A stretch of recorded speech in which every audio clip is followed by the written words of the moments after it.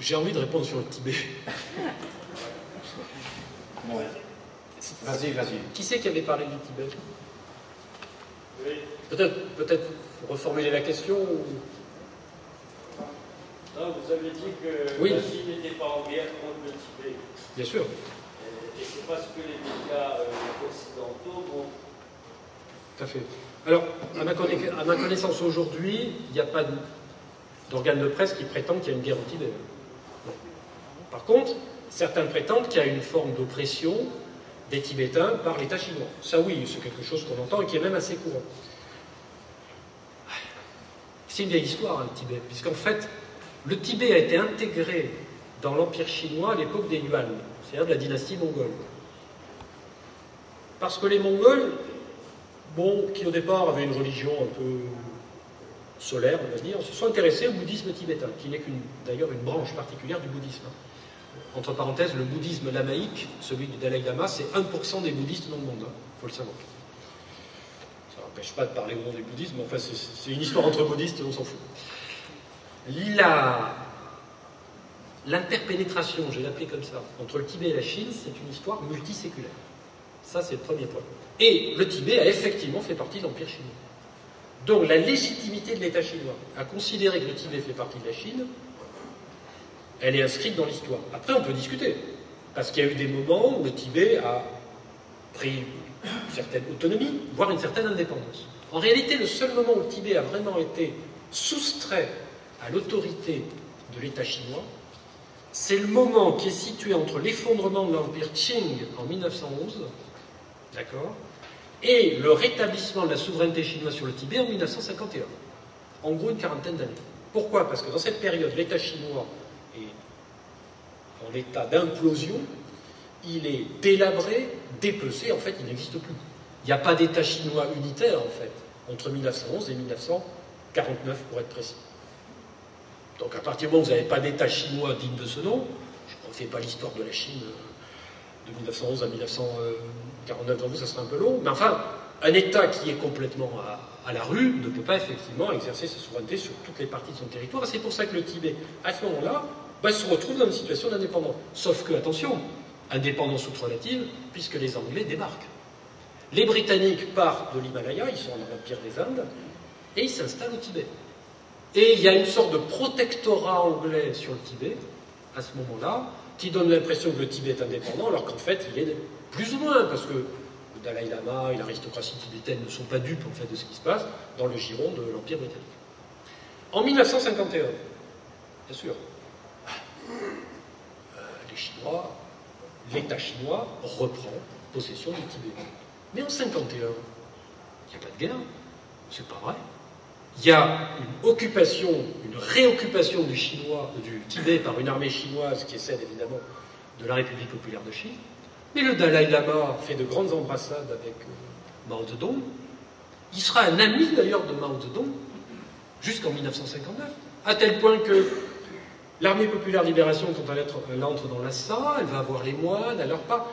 Les soldats chinois avaient des instructions très précises. On ne touche pas aux traditions tibétaines. On respecte leurs coutumes.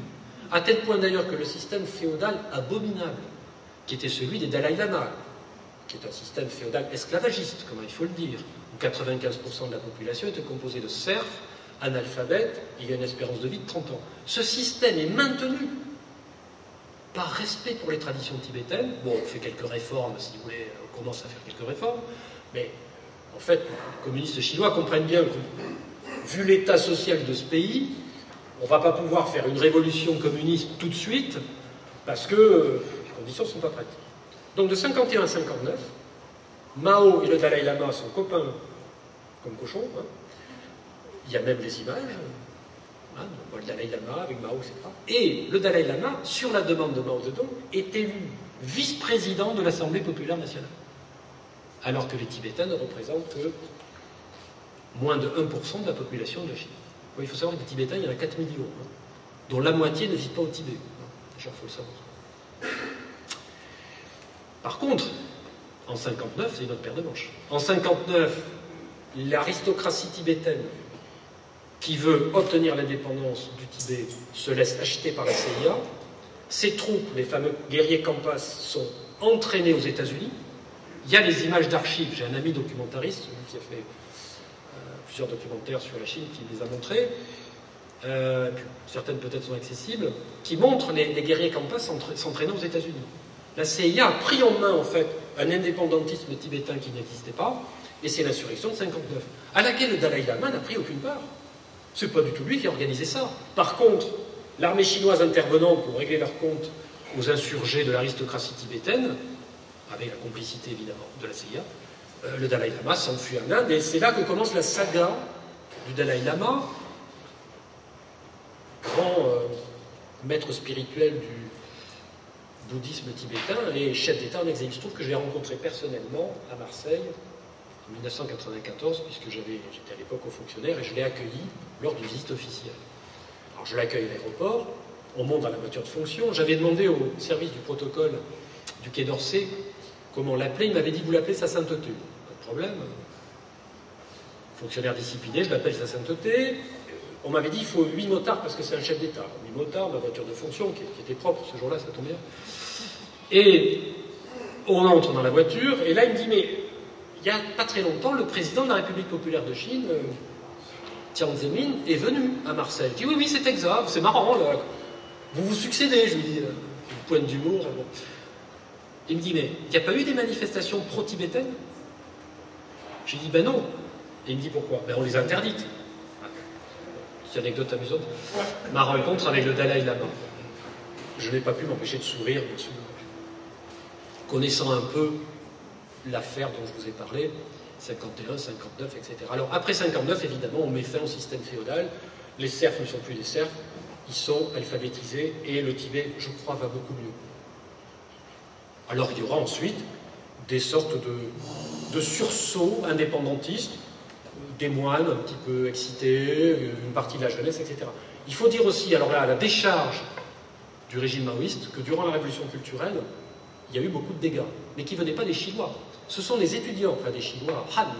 C'était des étudiants tibétains formés à Pékin, enfin formés, pas vraiment, puisque justement la révolution culturelle, c'est le moment où les étudiants n'étudient plus et brandissent l'effigie de Mao dans les rues et disent voilà c'est super, on va vers le communisme. Ils reviennent à Lhasa, et là quand même, ils ont un peu maltraité certains moines qu'ils trouvaient trop gras, c'est vrai qu'ils sont un peu gras, et ils ont cassé quand même pas mal de choses. Et là ça a été quand même une période assez sinistre pour la culture tibétaine. Par contre aujourd'hui il y a des documentaires qui le montrent, qui sont remarquables, sur CGTN notamment, qui montrent la valorisation du patrimoine culturel, archéologique, religieux du Tibet, qui est en même temps, si vous voulez, évidemment, un atout touristique considérable.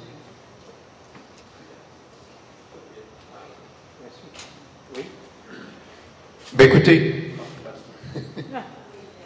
c'était une incidence en partant sur le Tibet, mais on aurait pu parler des aspects géographiques de la Chine, mais quoi qu'il en soit. Alors, la parole est à vous. Qui veut prendre? Je vous donne.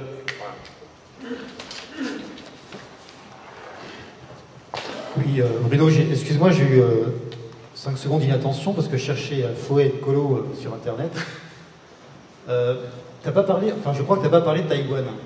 Oui. Et c'est intéressant d'en parler parce que quelque part, il y a une propagande d'une certaine presse qui fait croire que Taïwan est harcelé par la Chine et que le héros américain vient régulièrement avec ses croiseurs protéger ces Taïwanais qui en fait occupent un territoire qui est chinois, on le sait très bien depuis 1949.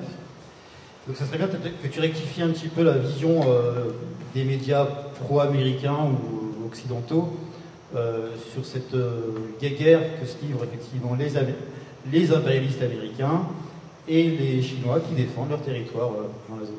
Tout à fait. C'est un cas complexe d'ailleurs, Taïwan, parce que finalement, bon, c'est une île qui est chinoise, il faut vraiment être de mauvaise foi pour le nier, puisqu'elle est officiellement une province chinoise depuis au moins le XVIIIe siècle, je dirais intégration à l'Empire chinois qui a été reconfirmée sous une autre forme sous les Qing dans le dernier tiers du XIXe siècle. Je crois qu'à ce moment-là, elle a vraiment le statut de province. Et elle a été ravie aux Chinois par les Japonais. C'est le traité de Shimonoseki en 1895 qui permet aux Japonais de prendre Taïwan à la Chine. Et effectivement, en 1949, à la fin de la guerre civile qui oppose les communistes et les nationalistes, Mao Zedong et Chiang Kai-shek, le maréchal Chiang Kai-shek se réfugie à Taïwan avec une partie de la bourgeoisie, de la grande bourgeoisie chinoise, qui va partir avec beaucoup d'argent, et notamment avec l'or de la Banque de Chine. C'est une des causes du développement assez rapide d'ailleurs de l'économie taïwanaise ensuite, outre l'aide massive des États-Unis, il faut le savoir. Et cette île est donc une entité sécessionniste et pas un État indépendant. Le problème, c'est que dans le contexte de la guerre froide, à partir de 1949, les États-Unis, qui font la pluie et le beau temps à l'époque, hein, ils le font un peu moins maintenant, et tous les États qui sont au sillage de Washington, reconnaissent dans la République de Chine installée à Taïwan la vraie Chine. La Chine de Mao, c'est-à-dire la vraie Chine en fait, hein, la Chine continentale, étant considérée comme un État qui n'est pas un État. Jusqu'en 1971, à l'ONU, c'est la République de Chine installée à Taïwan qui représente la Chine. Or, cette anomalie monstrueuse, évidemment, prend fin à ce moment-là, parce que les États-Unis comprennent que c'est l'époque où Nixon, qui est un peu en fin de course, essaie de prendre des initiatives pour sauver sa peau, si j'ose dire, politiquement, au Vietnam et puis en Chine vis-à-vis de la Chine. Et à ce moment-là, en quelque sorte, le pays légal correspond au pays réel, c'est-à-dire que la Chine qui est représentée à l'ONU, bah, c'est la Chine populaire, c'est la vraie Chine, c'est le 1 milliard et 200 millions d'habitants à l'époque qui occupe le siège de l'ONU, y compris le siège de membre permanent du Conseil de sécurité. La Chine, d'ailleurs, de Mao, étant depuis 1964 une puissance nucléaire, ce qui paraît. Donc, aujourd'hui, Taïwan, qui a en quelque sorte joui d'un privilège diplomatique absolument stupéfiant jusqu'en 1971, n'est plus rien. Il y a 3 ou 4 États sur la planète qui reconnaissent Taïwan. Peut-être, je ne sais pas s'il y a le Guatemala, non, 2 ou 3 îles dans les Caraïbes et un État croupion, je ne sais plus. Il n'y a aucun État, quasiment, parmi les 193 États représentés à l'ONU, qui reconnaît Taïwan. Les États-Unis ne reconnaissent pas Taïwan. Je crois qu'il faut qu'on mesure la gravité de la situation, si j'ose dire. Les États-Unis qui arment Taïwan, qui lui livrent des armes et qui entraînent son armée, ne reconnaissent pas Taïwan. Donc, la République populaire de Chine dit, bah, puisque vous avez accepté, en nous reconnaissant, de ne plus reconnaître la République de Chine, en vertu du principe de la Chine unique, qui est l'axiome principal de la politique chinoise, vous ne pouvez pas, en même temps, encourager Taïwan à s'acheminer vers l'indépendance, parce que le risque, évidemment, c'est que les Taïwanais proclament leur indépendance, ce qui pourrait passer, vu de Pékin, pour un casus belli. Jusqu'à présent, ça n'a pas été le cas, mais comme la présidente actuelle de Taïwan est indépendantiste, évidemment, il y a un climat de tension. Donc il y a un climat de tension qui est entretenu, tu l'as très bien dit, par la présence militaire américaine dans le détroit qui sépare donc Taïwan de la Chine continentale, par le soutien officieux, en quelque sorte, médiatico-politique, mais pas diplomatique au sens strict, accordé par les États-Unis à l'entité sécessionniste taïwanaise. Et puis il y a des tensions à l'intérieur de l'île. Parce que l'île a été gouvernée par le Kuomintang, le parti de Chiang Kai-shek, jusque dans les années 2000 à peu près, et puis un mouvement indépendantiste a émergé, qui a une attitude évidemment largement financée par les États-Unis, vous en doutez, qui a une attitude beaucoup plus hostile à l'égard de Pékin. Alors, il y a un débat politique aujourd'hui entre Taïwanais, entre le Kuomintang vieille mouture, le gouvernement Kuomintang nouvelle mouture, qui est favorable à la réunification. Il y a une aile politique du Kuomintang aujourd'hui à Taïwan, dont le candidat, je crois, fait 40% des voix au dernier congrès du parti, qui est favorable à la réunification. Vous avez aussi 1 million de Taïwanais qui sont installés à Shanghai. Il y a 70 000 entreprises taïwanaises qui travaillent, qui sont installées en Chine. Parce que la République populaire de Chine, elle n'envahira jamais Taïwan pour la conquérir militairement. C'est pas comme ça que ça va se passer.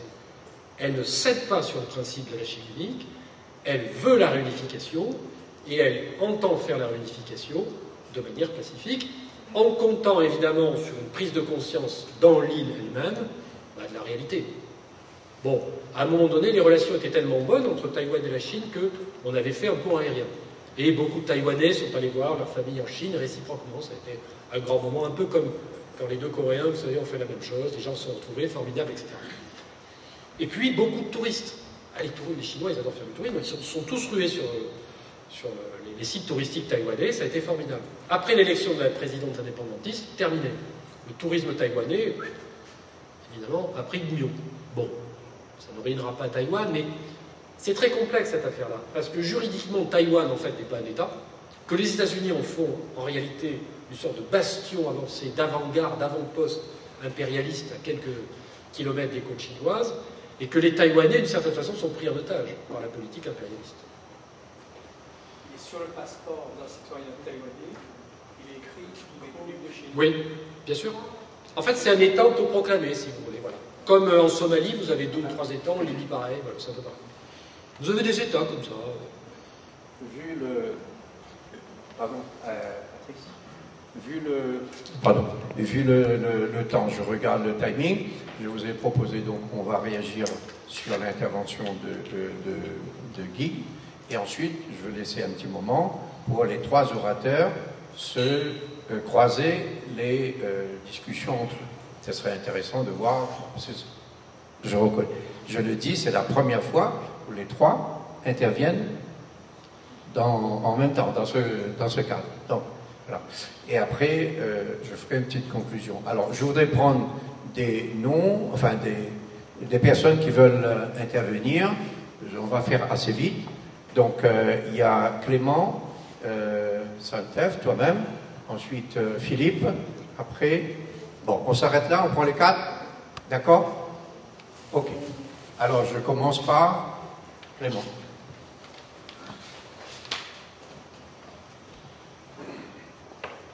Oui, ma question est beaucoup plus globale. Tout à l'heure, Bruno, tu as cité une parole qui, je pense que tu le penses, notre pays est le larbin des États-Unis.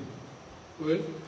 Alors, ce que j'essaie de comprendre, moi j'ai vécu une 13aine d'années aux États-Unis et je suis citoyen américain. L'Amérique m'a attiré au début dans ma carrière pour plein de choses. Ça a permis ma réussite professionnelle, etc. Moi, je voyais le côté libéral, dynamique, etc. etc. Jusqu'au jour où... Et d'ailleurs, aux États-Unis, à la les Américains appellent l'Amérique centrale Denver, Colorado. L'Amérique du Sud, c'est le Texas.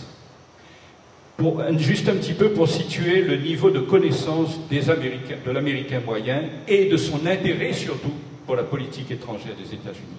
Et donc je vais bien insister pour un petit peu rétablir la vérité que ce sont des gouvernements américains et non pas le peuple américain qui est vraiment coupable des actions qui sont prises dans le monde comme beaucoup de choses. Ma question, c'est justement, j'essaie de comprendre pourquoi la France, après le couteau dans le dos du contrat des sous-marins, et que, connaissant aussi la culture, je veux dire, les Américains n'ont jamais considéré les Français comme étant des leurs. Les Anglais, oui. Les Australiens, oui. Mais jamais les Français. Est-ce une naïveté de nos dirigeants ou y a-t-il des liens beaucoup plus profonds, notamment économiques? C'est la question que je voulais. Oui. D'accord. Je continue. Bon, j'espère que ça marche maintenant. Bon, je voudrais revenir sur le Xinjiang, puisque vous en avez parlé tout à l'heure. Et plein de choses ont été dites sur le Xinjiang, effectivement propagées par les Occidentaux, sur les horreurs qui existent.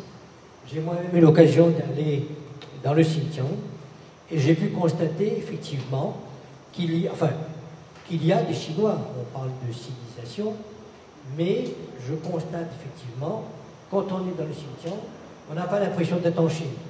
Tout simplement parce que tous les aspects culturels sont maintenus et même on a là-bas une religion musulmane qui est très modérée.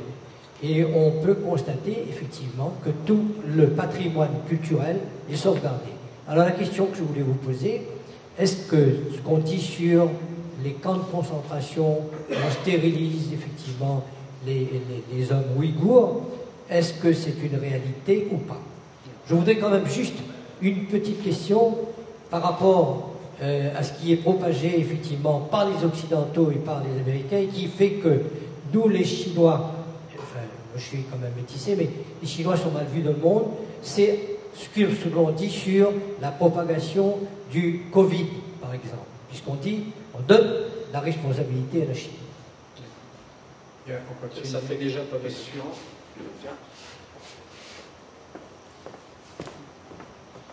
Bonjour tout le monde.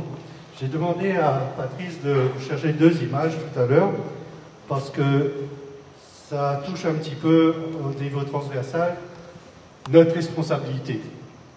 On a eu là trois intervenants qui racontent que les États-Unis envahissent, sont impérialistes, etc.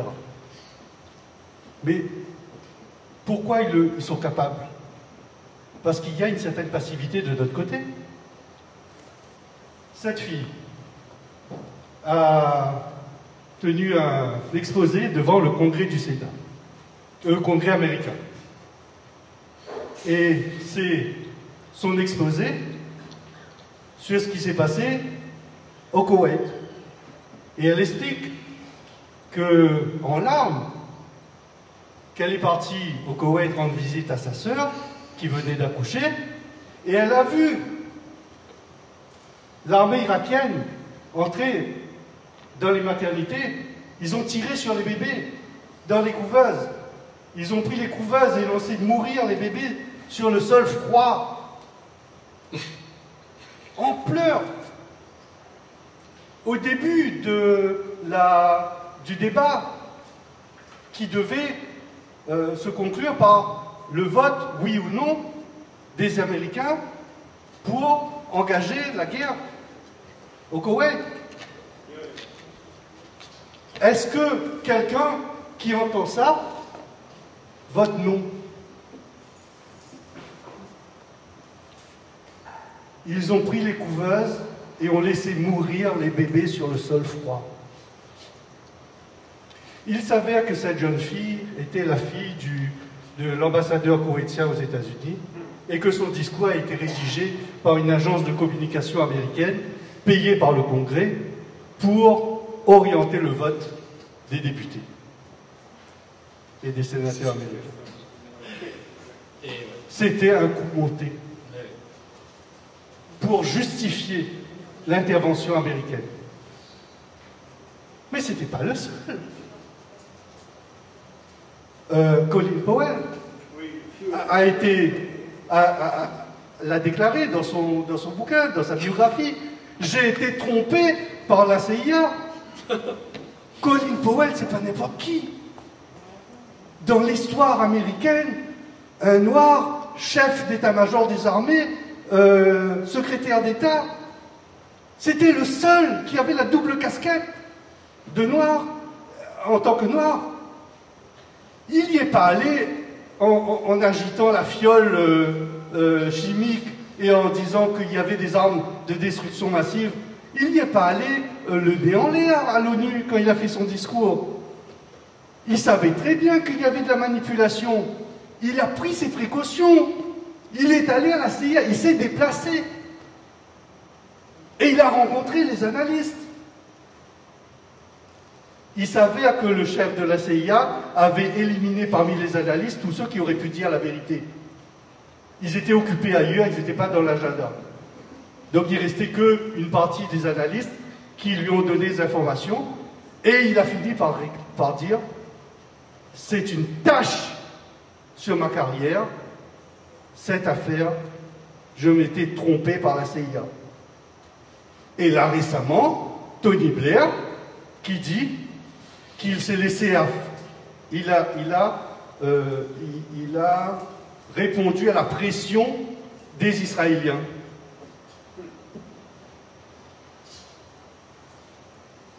Ce n'est pas quelque chose qui se fait parce que les Américains, ils ont envie et puis ils ont... Il y a une certaine passivité, on l'a laissé faire. On est pris par les émotions. Je peux avoir un deuxième. On m'a fait m'allonger et écarter les jambes et on m'a introduit à stériler.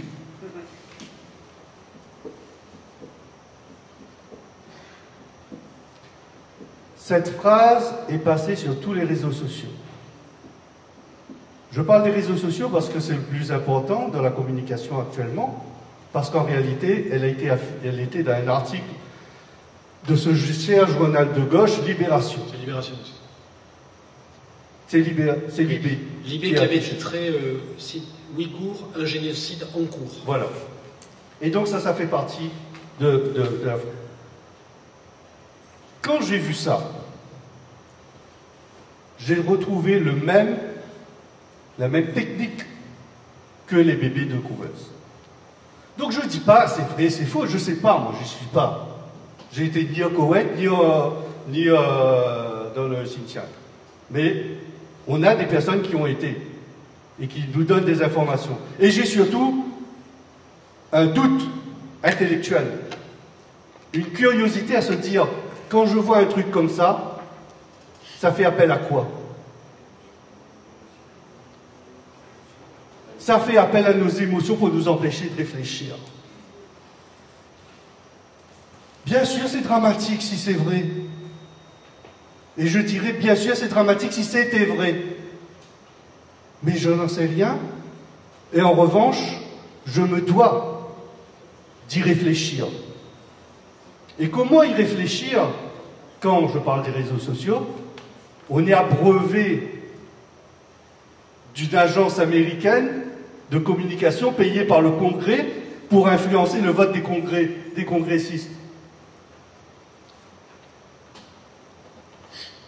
Il n'y a qu'un seul moyen, c'est de retravailler nos médias, de reconstruire quelque chose, un outil de communication, comme on fait peut-être aujourd'hui, mais en tout cas, il y a quelque chose à encore construire pour empêcher de se faire avoir avec des phrases comme ça. Merci.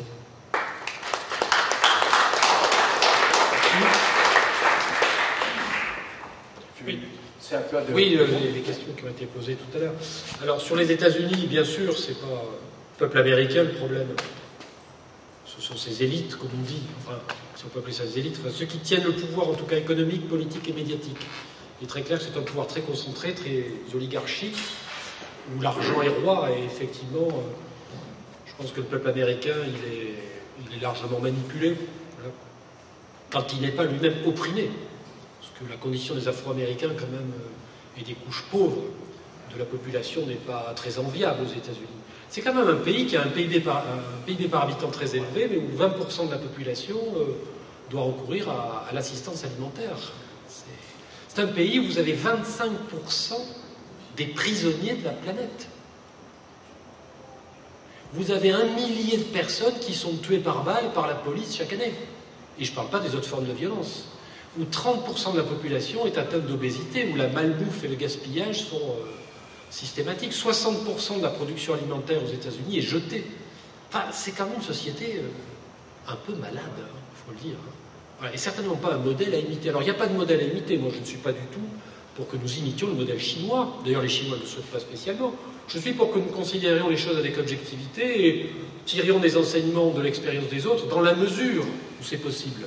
Mais je ne crois pas du tout, par contre, au modèle. Alors, sur le Xinjiang, ce que vous avez dit est intéressant parce que vous l'avez vu.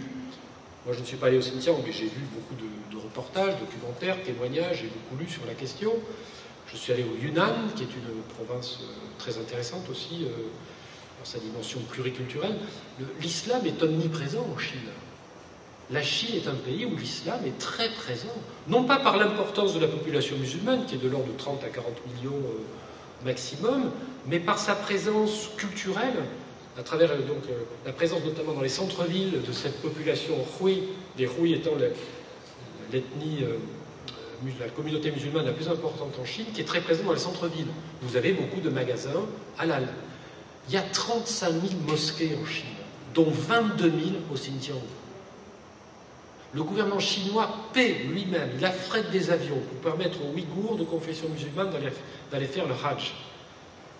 Certaines de ces mosquées, d'ailleurs, en Chine, sont des joyaux du patrimoine culturel, particulièrement bien entretenus. J'ai visité des mosquées en Chine, discrètement, je me suis introduit dans des mosquées, j'ai pris des photos, j'ai fait un peu de reportage sur Facebook lors de mon dernier voyage, au Yunnan et au Guangxi, et on voit cet islam pacifique, respecté, avec des mosquées bien entretenues. Ah, évidemment, il ne faut pas mêler politique et religion.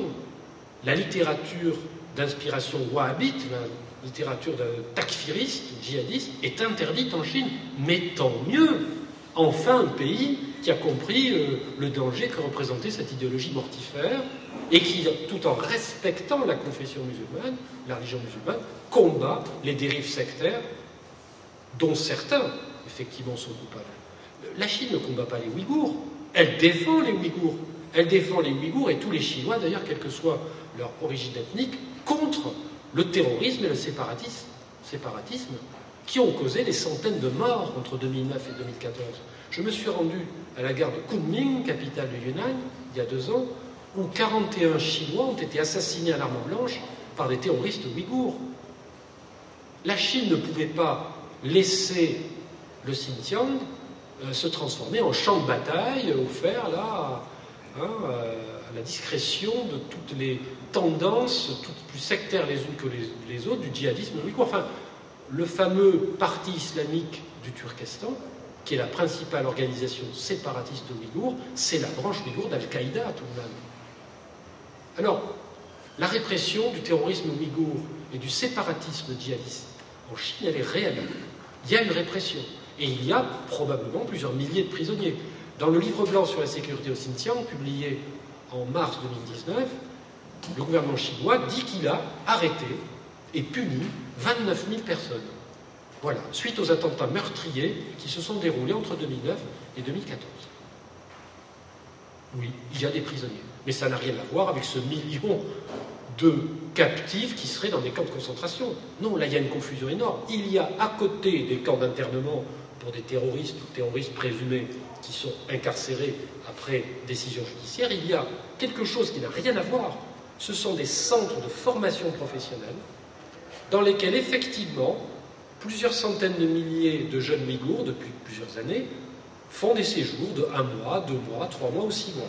Ce sont des centres semi-fermés où on peut sortir soit un week-end sur 2, soit tous les week-ends, et où on apprend un métier, et où il y a en même temps, c'est vrai, une forme d'éducation civique, de rééducation si on veut, un peu comme les cours d'enseignement civique dans les lycées, et tant mieux, puisque ce qu'on y apprend, c'est que la République de Chine est un État multiethnique et multiconfessionnel, dans lequel on ne peut pas mélanger religion et politique, et où le séparatisme, en plus, c'est l'article 52, je crois, de la Constitution chinoise de 1982, est interdit. Donc, ni l'extrémisme, ni le séparatisme, et encore moins le terrorisme, ne seront tolérés en Chine, et c'est très bien comme ça. Donc, oui, il y a une répression du terrorisme, oui, il y a des centres de formation et de rééducation pour toute une jeunesse qui a besoin de trouver un boulot, et qu'on essaie par là d'écarter de la tentation de fréquenter les milieux séparatistes et terroristes, et je crois que c'est tout à l'honneur de l'État chinois. Un journaliste afghan, Mohammad Asghar, a publié récemment une interview dans la presse chinoise. Alors, il parle en ourdou, c'est traduit en chinois, c'est traduit en français. Hein. Bon, il y a quelques adjectifs par-ci par-là, comme merveilleux, formidable, qui sont peut-être un peu... Enfin, qui relèvent d'une mauvaise traduction, mais enfin, le contenu est très intéressant. Il dit, mais moi, c'est pas un camp de concentration que j'ai vu quand je suis allé à... Il parle, je crois, de Kashgar, voir ces fameux centres. Il dit, c'est pas un camp, c'est un campus. Je vois des étudiants, alors c'est des pensionnats, il y a des dortoirs, avec des lits superposés. Voilà, c'est organisé. C'est chinois, quoi. Hein, voilà, c'est l'éthique confucéenne, hein, le collectif avant l'individuel. Mais quel rapport entre ça et un camp de concentration? Enfin, la propagande anti-chinoise est absurde. Moi, franchement, quelle raison j'aurais de croire cet agent de la CIA notoire, qu'est Raphaël Glucksmann, quand il nous parle de génocide contre les Ouïghours, alors que Mohammad Asghar, journaliste pakistanais, correspondant permanent à Pékin de l'agence de presse pakistanaise, qui est allé 5 fois au Xinjiang et qui a visité, au cours de ces jours qui ont duré parfois plusieurs semaines, les différents centres dont on parle, dit, ben, moi ce que j'ai vu, c'est des centres de formation. Un peu sévère, c'est vrai. C'est vrai qu'en France, ça passerait pas trop, hein, un pensionnat, bon, pour des gars de 18 à 25 ans, on est d'accord. Mais on ne va pas réinventer la culture chinoise, d'accord? Et le confucianisme, c'est aussi cet art de gérer une masse humaine, une population extrêmement dense, en imposant une certaine discipline. Hein, voilà.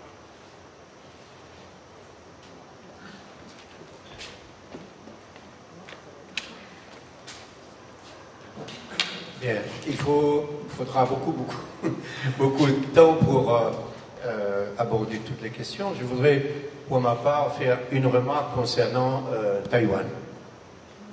Si on ne connaît pas l'histoire de la République populaire de Chine et ensuite le retour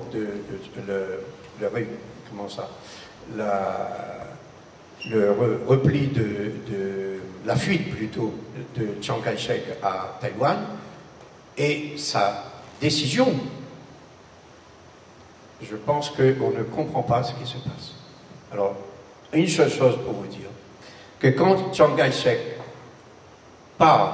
fuit à Formose, il a une déclaration, et une seule. Ne baissez pas les armes, nous allons réunifier la Chine.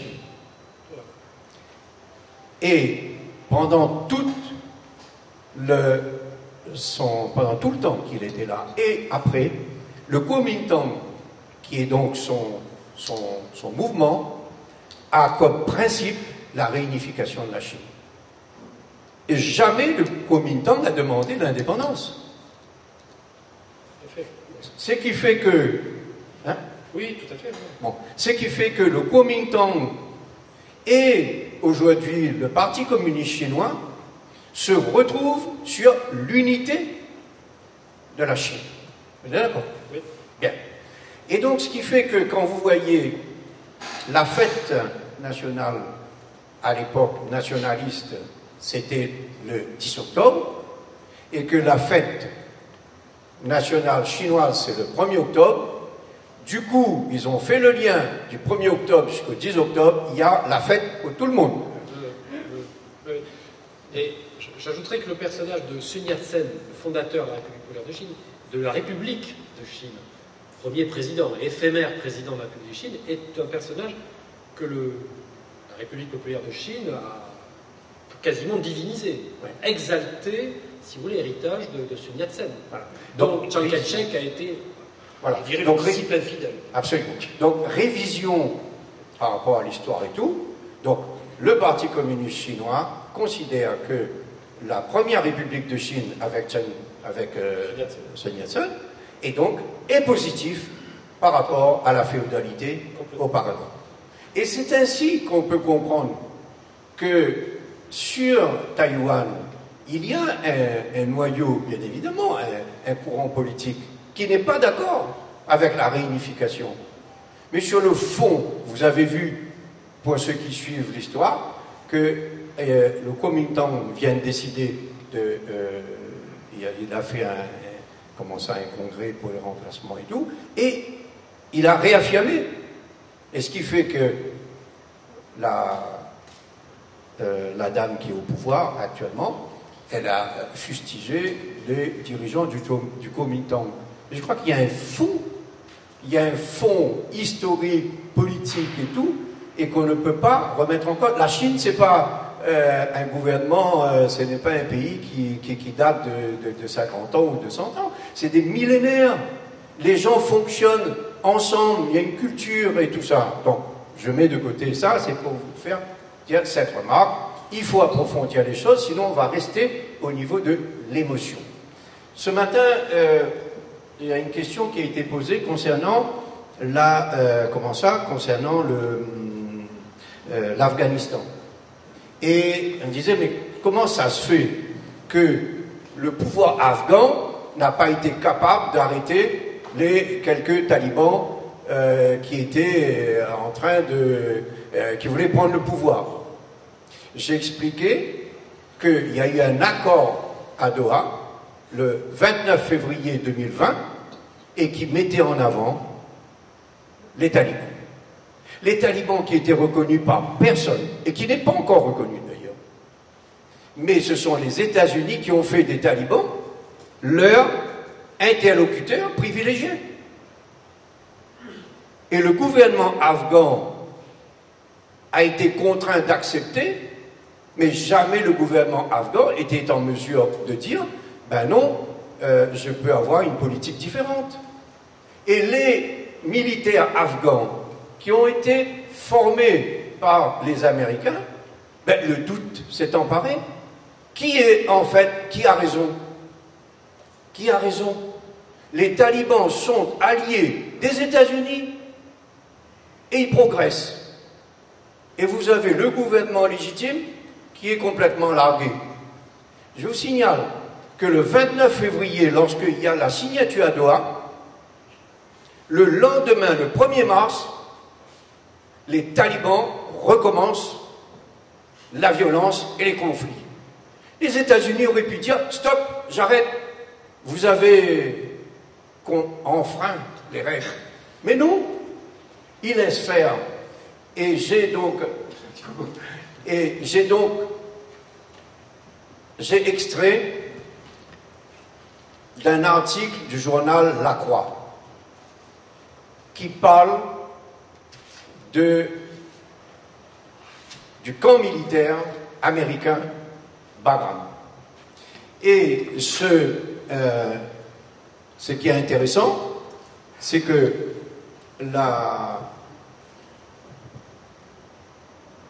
j'espère que je vais arriver à voir ça.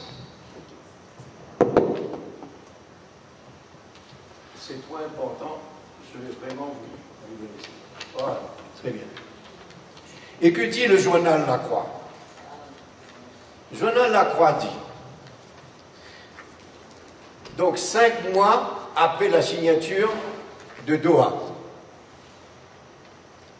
les États-Unis provoquent un autre événement, et là, l'article dit, le 5 juillet, un général afghan médusé découvre que la base aérienne de Bagram, immense complexe militaire à 60 km au nord de Kaboul, devenu en 20 ans l'épicentre des opérations de la coalition dans le pays, est vide. Craignant une attaque de dernière minute, les Américains se sont éclipsés dans la nuit sans prévenir leurs homologues afghans. Or, vous savez que dans l'accord soi-disant, que les Américains allaient remettre aux forces afghanes tous les moyens militaires. Or, ça, Bagram, ça a été le tournant militaire en Afghanistan, que les Américains fuient dans la nuit. Ils ont coupé l'électricité pour qu'il n'y ait plus moyen. Les officiers, ils arrivent. Et bien le lendemain, l'officier afghan qui a découvert ça, il a fait venir la presse, il a dit regardez le travail des Américains. Et l'histoire de cette affaire, vous pouvez aller, vous tapez dessus, vous allez voir le camp de Bagram. Donc, alors ça c'est pour vous dire que si les Américains se sont comportés de cette manière, et on va accuser les forces afghanes d'être en capacité de prendre le pouvoir. Il n'y avait pas d'autre chose à faire que de dire, écoutez, vous avez un accord avec les autres, laissez faire. Ça a évité les fusions de sang.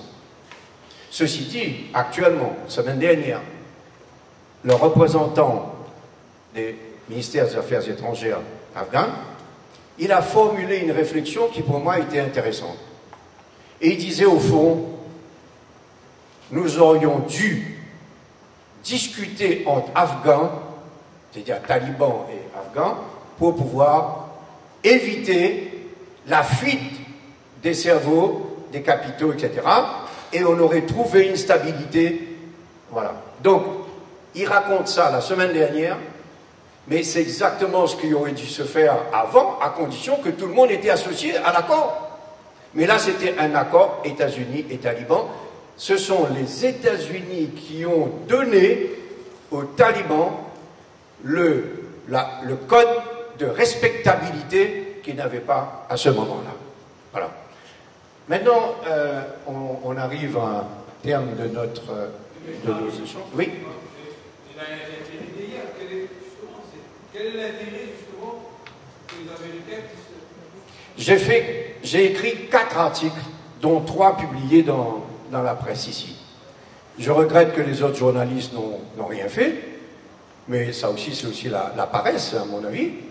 Et un des éléments que j'ai mis en avant, c'est que le pouvoir afghan avait participé avec les autres pays voisins à l'organisation de coopération de Shanghai.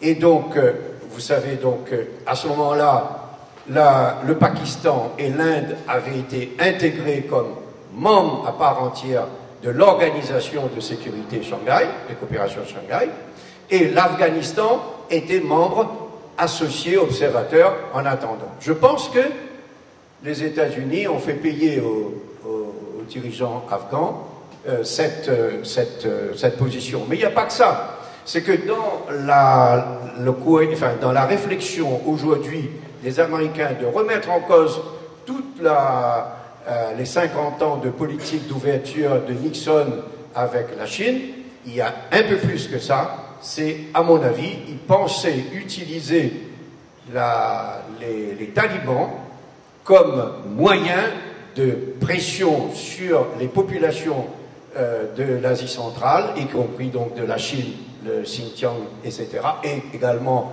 du côté des Russes. C'est la raison pour laquelle tous ces pays à côté, qui ont plus ou moins des rapports avec l'islam, etc., ils sont très, très précautionneux. Bon, je pense que tout ça, il faut voir dans l'histoire, mais en tout cas, au moment où on parle, vous avez des dizaines de millions, il y a 40 millions, 38 millions d'Afghans, la moitié, mettons, c'est des femmes, qu'à la moitié, donc 20 millions de filles et de femmes qui sont dans une situation qu'elles n'avaient pas connue il y a 3 mois. Et ce changement, pour ma part, je trouve négatif. La responsabilité, c'est les États-Unis. C'est pas les talibans, qu'est-ce que vous voulez? Ils ont fait la promotion des talibans. Mais ce sont les États-Unis, et c'est M. Pompeo qui a validé tout ça. Donc,